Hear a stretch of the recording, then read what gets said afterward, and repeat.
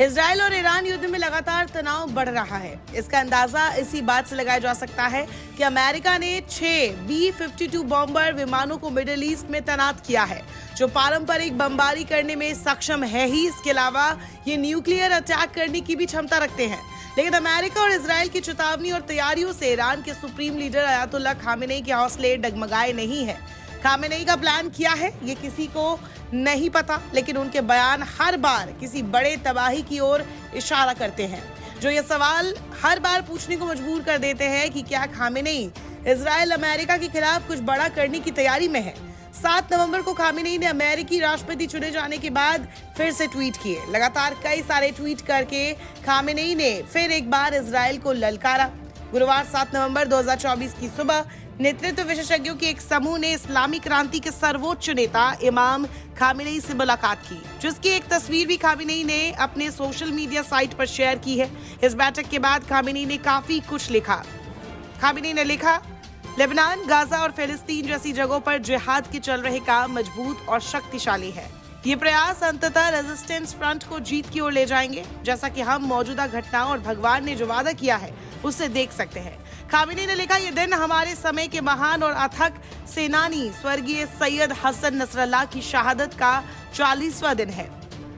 हम उनकी विरासत का सम्मान करते हैं और उसे याद करते हैं।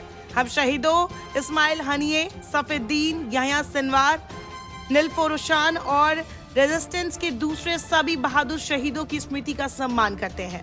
खामेनेई ने आगे लिखा, प्रिय सैयद नसरल्लाह शहीदों में सर्वोच्च स्थान पर पहुंच गए और अपने लक्ष्य हासिल कर लिए, लेकिन उन्होंने अपने पीछे कभी ना भूली जाने वाली विरासत भी छोड़ी है।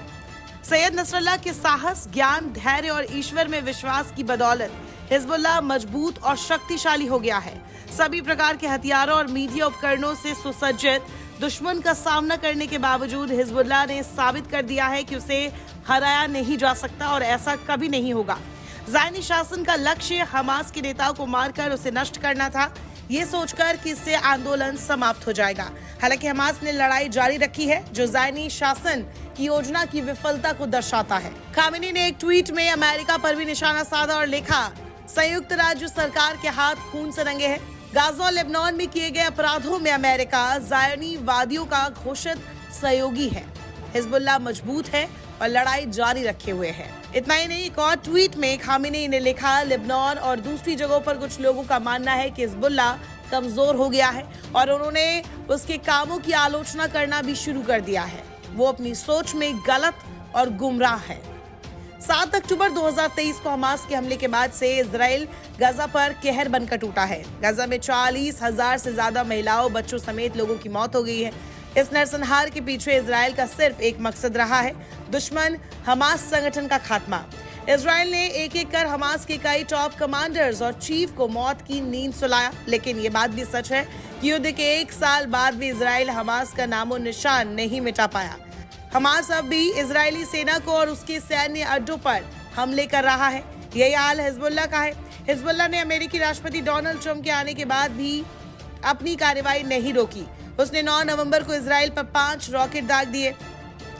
तो क्या खामेनेई की बातें सच है? क्या हिजबुल्लाह हमास छुपकर अपनी ताकत बढ़ा रहे हैं? क्या ईरान इजराइल के सभी हथियार बाहर निकल जाने के बाद हमला करने की तैयारी कर रहा है? क्योंकि ये बात भी सच है कि इजराइल की ताकत अब युद्ध के पहले दौर की तरह नहीं रही। लगातार उसके सैनिकों की जाने जा रही है। सेना में सैनिकों की कमी की वजह से मिलिट्री में नए नियम जोड़े जा रहे हैं। धार्मिक यहूदियों को भी जो सेना में कभी नहीं गए, उन पर अब मिलिट्री में सेवा देने का दबाव बढ़ रहा है। इजराइल के प्रधानमंत्री बेंजामिन नेतन्याहू ने रक्षा मंत्री योआव गैलेंट को भी बर्खास्त कर दिया है। इजराइल में बेंजामिन के खिलाफ सड़कों पर विरोध प्रदर्शन भी देखे जा रहे हैं। तो क्या ईरान इजराइल की कमजोरियों को भांप रहा है?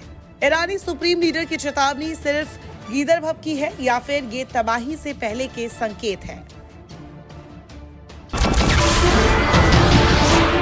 नमस्कार, मैं हूं मानक गुप्ता। अगर आपको हमारा ये वीडियो पसंद आया हो तो इसे लाइक और शेयर जरूर करें और हाँ, हमें सब्सक्राइब और फॉलो करना ना भूलें ताकि आप देश और दुनिया की कोई खबर मिस ना करें। तो जुड़े रहिए हमारे साथ और देखते रहिए न्यूज़ 24।